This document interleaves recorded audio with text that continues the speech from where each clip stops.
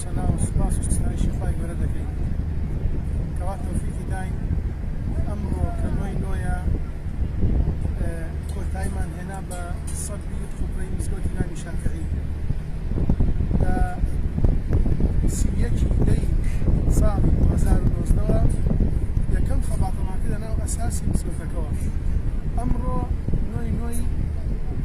2020 لە سەرەتاوە تا ئەمڕۆ کۆتایی پێات سوپاس بۆ خوای پەروەردگار داواکەین لە خوای پەروەردگار یارمەتیدەرمان بێت کە بتوانین ئەوەیشی کەماوە کۆتایی پێبێنین. لە دوای ئەم مەرحەلەیە ئەوە دەست پێ دەکرێت تەغلیفی دەرەوە و ناوە و ژێر زەوینەکە ئەو ئامادەکاریانە ئەکرێت بۆ ئەوەی کە مسلمانان ئینشاڵڵا نوێژی تیا بکرێت. طبعا ئەم پیشە سەختێکەوە لە سەرەتای 2019 دەست پێکرا بە سەرپەرشتیاری کاک ئەیاد و ئەو نەجارە بەڕێزانی کە لە تورکیاوە هاتبوون. کاک ئەیاد وەکو فۆرمەنی ئیشەکە وەکو سەرپەرشتیاری نەجارەکان دەستێکی باڵای هەبوو بەڕاستی لە دروستکردنی لە تاسیسی ئەم مزگەوتە داواکاری لە خوای پەروەردگار موفەقی بکا و بە بەردەوامی کا و بەکاری بێنێ بۆ کاری خێر. داواکەم لە مسلمانان دوعای خێری بۆ بکەن بۆ پیا و بەڕێزە لەبەرەوەی ئەم ئیشە زەخما ئەم جەمالێتی ئەم ئیشە حەقیقەتەن زۆری فکرە و بۆچوونی ئەم پیا و بەڕێزە بووە. کاکە دەستخۆشی ئەمڕۆ حقیقەتەن کە کۆتاییمان هێنا بە سەبەکەمان هەست بە چیەکەی جەنابی وەڵایەتێک لە سەرشانم بوو ئەوەکەم ڕۆستەکەم جێبەجێ کرد ئەوەی لەسەر بوو ومێ دەکەم قسوورم نەکردبێ ئینشاڵڵا قسوور ئەگەر کەم و کوڕێکشمان هەیە وەکو خۆتان داوای لێبوردنتان لێتم و کردنمان ئازاکەن بەڵام ئەوەی لە دەستمان هاتووە و توانی بێتمان هەوڵمان داوە شتێکی جوان و باش بکەین ومێ دەکەین بۆ ئایندە باشتر و جوانتریش دەمە زیاتر ئەگەر هاتە پێشمان باشتر بکەین جوانتر بکەین. بەڵام ئەمە سەرەتایە بۆ من شتێکی جوان شتێکی باش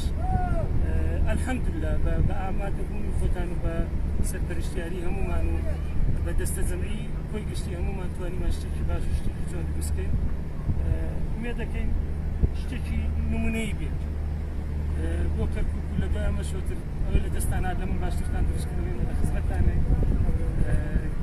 نازانم تر ئەگەر شتێک ما بێت کەم و کوڕێکمانەیە دیباتی یەکەم وەگرتنمان ئازاکەن هیچیتر نماوە بۆ کاگەلیژی تر بەڕێزە نەجارێکی خۆبەخش بەغیرەت ماشاءالله نەترس ئەو نارە بەرزێکی ئەولیە ئەنجامە تربەرزە ماشاءالله ڕۆشتە سەر و هاتە خوارەوەی زۆر بە ئاسانی بە بێەوەی کە خۆی ببەستێت لەسەری ئەو منارەوە بە ماڵنجە و لە بڕەکە دارە فوتێت شیشە بەستێ بەڕاستی جێی دەستی دیارە خوای گەورە خوای گەورە بەردەوام بکە ئینشاءالله بەکار بێنێ بۆ کاری خێرشی زیاتر. و لێرەوە دەستخۆشی دەکەی لەو برا مهندسانەمان کەوا عامریش ئیشای معماریمانن